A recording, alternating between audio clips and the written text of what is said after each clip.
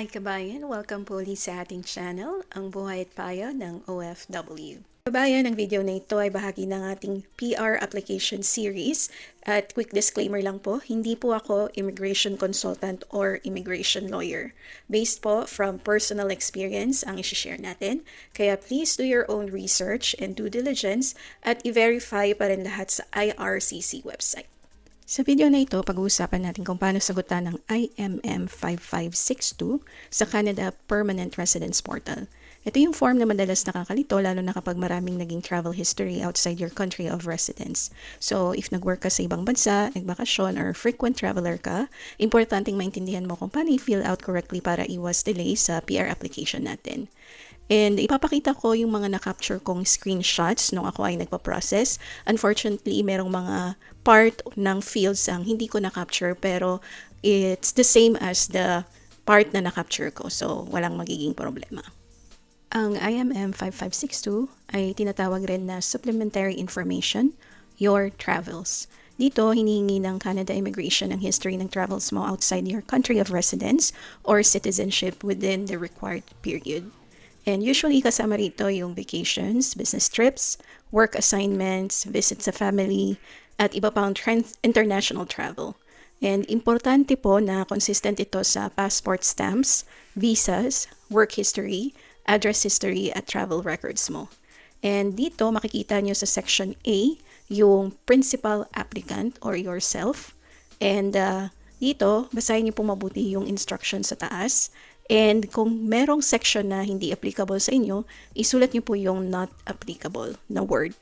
And sa section A, which is you, yung principal applicant, kailangan mong ilagay yung full name mo, which is yung family name, given name. And yung susunod, kailangan mong ilist or ilista lahat ng trips na ginawa mo outside your country of origin or residence in the last 10 years. Or since your 18th birthday if this was less than 10 years ago. At kagaya ng nabanggit natin kanina, kailangang isali ang tourism, business, training, etc. And kung hindi ka nag-travel outside of your country during this period, i-check nyo lang po yung did not travel, yung makikita nyo dito sa baba. And note po, if you need to add more than 200 trips, pwede nyo pong i-upload yung information for trips 201 plus sa supporting documents section na makikita sa application page. Kagaya ng nabanggit natin kanina, kung sakaling hindi kayo nag-travel outside your country of residence or citizenship, ilagay nyo po dito or i-tick yung yes sa did not travel. Pero kung meron kayong mga trips outside of your country of residence or citizenship, maglalagay po kayo nung trips nyo from most recent. And i-double check nyo lang po yung left side kung para kaninong travel history yung nilalagay nyo. So yung sa first section is section A, Principal Applicant Yourself. So sa first trip, ilagay nyo po yung from date sa format na year and month, to date, year and month, destination, city and country, length, for example, 6 days, kung gaano kayo katagal sa bansa na pinuntahan nyo, and then purpose of travel. For example, business, work, or tourist, or vacation, ilagay niyo po yung purpose of travel niyo. And kagaya ng nabanggit kanina, pwede kayong mag-add dito up to 200 trips. At kung meron kayong more than 200, yung pang 201 and more, maglalagay na kayo ng additional document at i-upload nyo na lang sa additional document section dito sa Permanent Residence Portal. And then once natapos na kayo ng inyong trip, i-click nyo lang po yung save and continue. Short break lamang po mga kabayan. Gusto po namin hingin ng inyong suporta sa ating online t-shirt store, ang printquest.redbubble.com. Available po ito sa different styles, sizes, and colors at nag-ship din po kami internationally including Canada, of course, Philippines. Please support printquest.redbubble.com. Pwede nyo rin pong i-scan ang QR code sa inyo pong screen. Maraming salamat po kabayan. Balik na po tayo sa ating video. Paano kung hindi na natin maalala yung mga dates ng mga travel natin? Ang i-recommend po namin or masasuggest is pwede nyo pong gamiting reference yung passport stamps. Paano kung may mga country na hindi nag-stamp ng passport? Pwede po kayong mag-check sa old tickets o kaya sa emails nyo. Minsan nandun yung mga bookings natin. Medyo nakakapagod lang minsan ang maghalongkat ng mga old emails pero kakailanganin talaga natin siya para exact dates yung mailagay natin.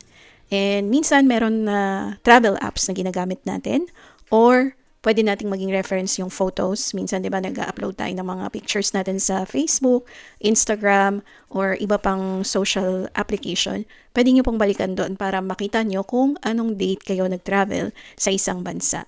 Or pwede rin po kayo magtanong sa mga kasama nyo nung nag-travel. Halimbawa sa akin, ang madalas kong tinatanong ay yung sister ko kasi siya yung madalas kong kasama sa travel namin out of the country. So yun yung mga iba't ibang ways paano nyo malalaman yung from and to date kung saan kayo nag-travel or kung kailan kayo nag-travel. Going back sa destination, for sure alam niyo na dito nyo ilalagay yung country kung saan kayo nag-travel. And if ever meron kayong pinuntahan na multiple countries sa isang trip, mas okay na hiwa-hiwalay per country para mas malinaw. And especially nilalagay kung ilang araw or gaano kayo katagal nag-stay sa isang country. So, mas maganda pong ihiwa-hiwalay nyo, lalo na kung meron silang magkakaiba or hiwa-hiwalay na entry stamps. Dito sa purpose of travel, ulitin lang po natin yung mga pwedeng example. Again, tourism, vacation, business, work, family visit, or training. Dito, mas maganda, simple and direct yung ilalagay nating purpose of travel. And ina-advise natin na huwag masyadong mahaba ang explanation. Mas maganda simple pero accurate yung information. Mapapansin nyo dito sa left side, makikita nyo yung section B at section C. Ito yung mga parts na hindi ko na mapapakita yung actual form or yung fields na i-fill out nyo. Pero pareho lang din siya nung information na kailangan yung ilagay for section A. But this time, ang section B ay specifically for the travel history of your spouse or common law partner. And ang section C naman ay specific for your dependent children 18 years or older kung meron po kayong anak. But the information inside that form is kamukha nung nasa section A. So wag po kayo mag-alala. So exactly the same lang din po yung instruction. Paalala lang mga kabayan, may mga mistakes tayo na dapat nating iwasan. At ang mga common mistakes sa pag-fill out ng IMM 5562 ay tulad ng missing trips, mali yung dates, or hindi tugma yung mga dates sa mga nakastamp sa passport natin, or minsan may overlapping travel dates, or kulang yung mga countries na nailagay natin sa mga countries na na-visit natin compared sa nakalagay sa passport, and iba-iba yung information na nilalagay natin sa work history compared sa actual records natin. Kaya bago tayo mag-submit, kailangang i-review nating mabuti yung mga information na nilalagay natin dito. Hanggat maaari, lagi nating i-compare yung stamps, yung information na nakalagay sa passport natin at i-double check natin siya with the information na nilalagay natin sa forms. Ngayon po na nakita nyo na yung nilalaman ng IMM 5562, sana po ay nakatulong sa inyo kung paano nyo mapapaghandaan yung mga information na dapat nyong ilagay dito. At magdadagdag lang po tayo ng ilang pang tips para mas mapadali yung paghahanap nyo ng information or pagre-ready ng information. Pwede po kayong gumawa ng sariling travel list sa Notes or Excel. At again, pwede nyo pong i-check yung passport stamps nyo. And kung meron po kayong old passport, i-check nyo rin po yan kasi kailangan, again, for the past 10 years ng travel history nyo. And pwede kayo mag-check ng emails nyo, i-review nyo yung old booking confirmations, and tingnan nyo yung mga lumang picture nyo para malaman nyo kung anong date kayo nagpunta sa isang bansa. At isulat nyo po siya chronologically. Pwede pong from the most recent or pwedeng sa pinakalumang travel nyo, nasa sa inyo po yan. Pero po dun sa form, ang ginawa ko po ay yung most recent. And kapag na-ready nyo na yan, mas mabilis nyong ma-fill out yung form kasi na-organize nyo na po yung records nyo. At ayan mga kabayan, sana nakatulong itong step-by-step guide natin sa pag-fill out ng IMM 5562 para mas maging confident kayo sa pag-fill out ng form na ito. At kung nakatulong sa inyo ang video na ito, please don't forget to like and comment. At pwede nyo rin pong i-share ang video na ito sa iba pang OFWs na nagpa-process ng Canada PR application. At huwag nyo rin pong kalimutang mag-subscribe sa ating channel para makapag-provide pa tayo ng maraming information regarding Canada PR application at iba pang OFW tips. Meron din po tayong playlist para sa iba pang parts ng Canada PR portal application. I-check nyo po sa ating channel.